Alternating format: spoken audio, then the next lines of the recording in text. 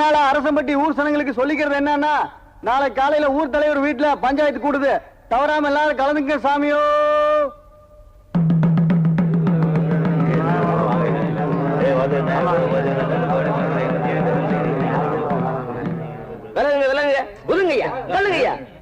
என்னடா எதிர்கட்சி எடுபடி, நீ எங்கட இங்க வந்தா? வேற வழி இல்லாம தான் இத்தனை நாள் அங்க இருந்தேன். இப்ப ஊரே மாறி போச்சு, அதான் நானும் மாறிட்டேன். நெத்தியில பாத்தீங்களா, எம் எம் ஃபார் மனிதன், மனுஷன் ஆயிட்டேன். வணக்கம் வணக்கம். என்ன ஊர் சனம் மட்டும் இங்க வந்து கூடி இருக்கிய? பஞ்சாயத்து கூட சொல்லி தண்டோரா போட்டாங்கல்ல, அதான் கூடி இருக்கோம். பஞ்சாயத்து பொன்னம்பல வீட்டுல இல்ல கூட, இங்க எதுக்கு வந்திருக்கீங்க? ஐயா, இந்த ஊர்ல என்ன அக்கிரமம் நடந்தாலும் தட்டி கேட்கறதுக்கு ஆள் இல்லாம தவிச்சுக்கிட்டு இருந்தோம். இந்த ஊருக்கு ஒளி விளக்கா நம்ம தம்பி வந்திருக்காரு. இனிமே செந்தூர பாண்டி தான் எல்லாமே எங்களுக்கு. அவர் சொல்லுக்கு கட்டுப்பட்டு நடக்கிறதாக முடிவு பண்ணித்தான் நாங்க எல்லாரும் இங்க வந்திருக்கோம். ஏன் சும்மா நிக்கிறீங்க, சொல்லுங்களையா. ஏ ராசா, ஒருத்தன் தலையை வெட்டிப்புட்டு ஜெயிலுக்கு போனேன். நீ திரும்பி வந்தா இந்த ஊரு என்ன சொல்லுமோன்னு பயத்துல நெருப்பு கட்டிக்கிட்டு கிடந்தேன். மண்ணள்ளி தூத்துமோன்னு பயந்துகிட்டு இருந்தேன். ஆனா இன்னைக்கு உன் காலடி மண் எடுத்து நெத்தியில பூசிக்க தயாரா இருக்குதுப்பா இந்த ஊரு. இனிமே இங்க நல்லது கெட்டதுக்கு தம்பிதான் பொறுப்பு. இந்த ஊருக்கே காவல் தெய்வம் அவர்தான். இன்னையில இருந்து அவர்தான் எங்க தலைவர். அவர் சொல்றதுதான் எங்களுக்கு வேதம். பதவியை தேடி நீ போகலப்பா, உன்னை தேடி பதவி வந்திருக்கு. அதை ஏத்துக்கிறதா நியாயம். எல்லாத்துக்கும் மேல உன்னையே நம்பி வந்திருக்கிற சனங்களை நட்டாத்துல விட்டுடாதப்பா. ஐயா, உங்களை கையெடுத்து கும்பிடுறோமுங்க. செந்தூர பாண்டிய கொஞ்சம் வெளியே வர சொல்லுங்க. அடிமையில இருக்கிற எங்களுக்கு விடுதலை வாங்கி கொடுக்க சொல்லுங்க. சரி, நீங்க எல்லாம் இங்கே இருங்க, நான் போய் தம்பியை கூட்டியாரேன். சரிங்க.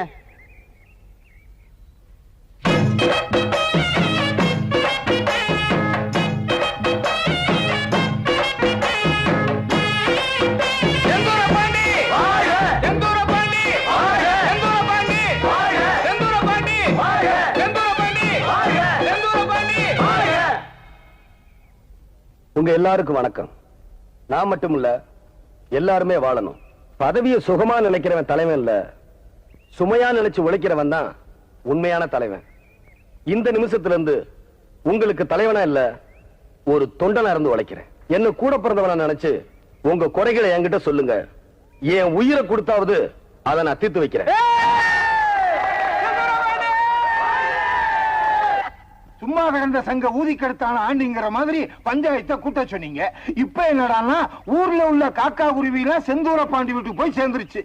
அவன் தேர்தலே இல்லாம தலைவன் ஆயிட்டான். உங்களுக்கு டெபாசிட்டே போயிருச்சே. டெபாசிட் போனா என்ன, வேற என்ன போகணுங்கிற? அவர் மானமே போயிருச்சையா. மானம் தான் பெருசுன்னு நம்ம தலைவர் கவரிமான் மாதிரி கௌரவமா வாழ்ந்துட்டு இருந்தாருயா. மானம் போயிருச்சுங்கிறதுக்காக நாக்க பிடிங்கிட்டு சாக சொல்றீங்களா, இல்ல தூக்குல தொங்க சொல்றீங்களா? என்ன யோசிக்கிறீங்க?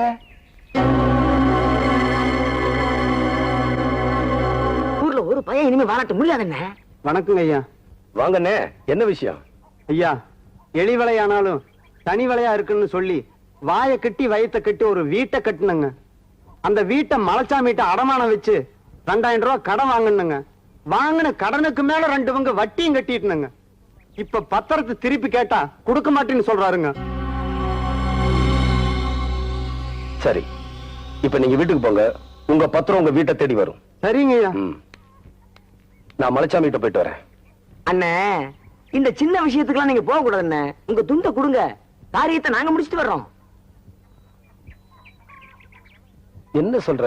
அண்ணே, உங்க பலம் என்னன்னு உங்களுக்கே தெரியாது. இந்த துண்டை கொடுத்து பாருங்க என்ன நடக்குதுன்னு. துண்டை கொடுங்க அண்ணே.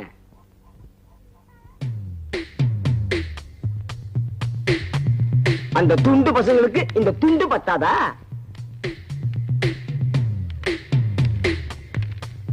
யோ மலைச்சாமி, வாயா வெளிய. யார் அது? இவனா? என்னடா உருவமே மாறி வந்திருக்க? ஊரே மாறி போச்சு, அதான் உருவமும் மாறி போச்சு. கையில என்னடா துண்டு? இது சாதாரண துண்டு இல்ல, எங்க தலைவர் செந்தூர பாண்டியோட துண்டு. அடா அறிவு, என்ன விசேஷம்? ஹலோ சுந்தரலிங்கம், எப்படியா இருக்க? பேர சொல்லி கூப்பிடுற அளவுக்கு நீ வளர்ந்துட்டியா? வாடா போடான்னு கூப்பிடாம இருந்தன, அது வரைக்கும் சந்தோஷப்படு. பாத்தியா, பட்டு 799 ரூபாய் 95 காசு. வேட்டா ஷூ வேற சொல்ற மாதிரியே சொல்றானே. அட பாவிகளா, இந்த ஊர்ல எவன் வேஷ்டி கட்டுறதுனே ஒரு விவசாயம் இல்லாம போயிருச்சு. என்ன பண்ண போற? இனிமே நான் வேஷ்டி கட்ட போறது இல்ல. இது எப்படி இருக்கு? லட்சணமா இருக்கு. கண்டினியூ பண்ண போறேன். காத்தோட்டமா இருக்கு. உங்க அக்கிரமத்தெல்லாம் தட்டி கேட்க ஒருத்தர் வந்துட்டார். இனிமே ஜாக்கிரதையா இருங்க. ஏய் மலைச்சாமி, பணத்தையும் வாங்கிட்டு வீட்டு பத்திரத்தையும் கொடுக்காம என்னமா முருகேசன் பூச்சாண்டி காட்டுறியாம? பொழுது சாயறதுக்குள்ள வீட்டு பத்திரம் முருகேச கைக்கு போய் சேர்ந்தாகணும். இல்ல துண்டு வராது, தலைவரோட அருவாதான் வரும். அருவா வந்தா காளிமுத்து கதி தான். தலையில்லாத முண்டமா வீதியில அலைவ. ஜாக்கிரதை. வரோம். என்ன மைனரே இப்படி மிரட்டிட்டு போறானுங்க? கவலைப்படாத, நீ ஒன்னும் பத்திரத்தை திருப்பி கொடுக்க வேணாம். எல்லாம் நான் பாத்துக்கிறேன். எதை தலை போனதுக்கு அப்புறம் முண்டத்தையா? வணக்கங்க ஐயா. ஓ மலைச்சாமி. ஐயா இந்தாங்க ஐயா முருகேசனோட வீட்டு பத்திரம். நான் தெரியாம செஞ்சுட்டேங்க ஐயா, என்ன மன்னிச்சிருங்க. இனிமேலாவது ஏழைங்களையும் ஏமாந்தவங்களையும் வயிற்றுல அடிக்காம இருங்கய்யா. சரி, நீங்க போங்க. வர்றேங்க ஐயா. அண்ணே, இந்த பத்திரத்தை கொண்டு போய் முருகேசன் கொடுத்துருங்க. சரி தம்பி. சின்ன பண்ண வீட்டுக்கு போனியா? இதோ கல்யாணம் முடிஞ்சு வர்றாங்க. வணக்கம் ஐயா. வணக்கம். உங்க சொல்லுக்கு கட்டுப்பட்டு அருக்காணி நான் கல்யாணம் பண்ணிக்கிட்டேன். எங்களை ஆசீர்வாதம் பண்ணுங்க ஐயா. நல்லா இருக்கு, நல்லா இருக்கு. வணக்கங்க.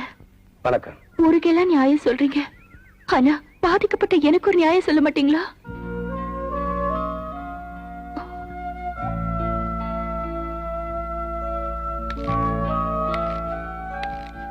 உனக்கு என்னமா பிரச்சனை? நான் உங்க தம்பி மேல உயிரையே வச்சிருக்கேன்னு உங்களுக்கு தெரியும்ல. அதுக்காக நான் எவ்வளவோ சித்திரவதை அனுபவிச்சுட்டு இருக்கேன். இதெல்லாம் தெரிஞ்சும் ஏன் மௌனமாவே இருக்கீங்க? நீங்க வந்த பிறகாவது எங்களை சேர்த்து வைப்பீங்கன்னு நம்பிக்கையோட இருந்தோம். இப்ப அந்த நம்பிக்கையும் போயிடுச்சு. அம்மா, நான் பழைய சிந்துர பாண்டியா இருந்திருந்தா விஷயம் தெரிஞ்ச அன்னைக்கே உங்க கல்யாணத்தை நடத்திருப்பேன். ஆனா இன்னைக்கு நல்லது கெட்டதுக்கு தீர்ப்பு சொல்ற அளவுக்கு இந்த ஊர் எனக்கு மரியாதையை கொடுத்திருக்கு. அந்த மரியாதையை சுயநலத்துக்காக பயன்படுத்தக்கூடாதுன்னு தான் நான் இத்தனை நாள் மௌனமா இருந்தேன். இப்ப நீ வீட்டுக்கு போ. நாளைக்கு காலையில முறைப்படி உங்க அண்ணன் கிட்ட வந்து உன்னை பொண்ணு கேட்கிறேன். சந்தோஷமா?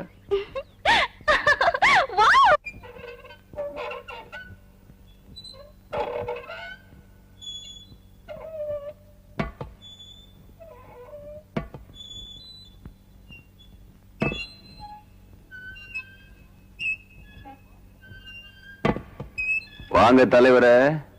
வழக்கமா துண்டு தான் வரும், நீங்களே நேர்ல வந்துட்டீங்க. அதுவும் தேங்காய் பழத்தட்டோட. ஏதாவது வேண்டுதல? தம்பி, ஏதோ சின்னஞ்சிறுசுக ஆசைப்பட்டுடுச்சுங்க. அதுகளோட ஆசையை நிறைவேற்றி வைக்கிறது தான் பெத்தவங்களுக்கு அழகு. ஆமா பொண்ணம்பளம், பழைய பகையை மறந்துரு. பாக்குவத்திலே மாத்திக்கிட்டு ஒரு நல்ல நாளா பார்த்து கல்யாணத்தை வச்சுக்கலாம். அப்படிங்களா? வச்சுக்கலாமே.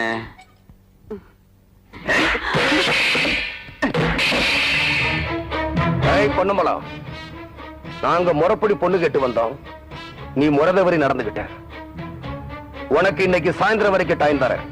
அதுக்குள்ள நீயா உன் தங்கச்சி எங்க விட்டு மருமகளை அனுப்பி வைக்க சம்மதிக்கிற, இல்ல 1000 தலைங்க உருண்டாலும் சரி, நாளைக்கு காலையில உன் தங்கச்சி கடத்துல என் தம்பி தாலி கட்டுவோம்.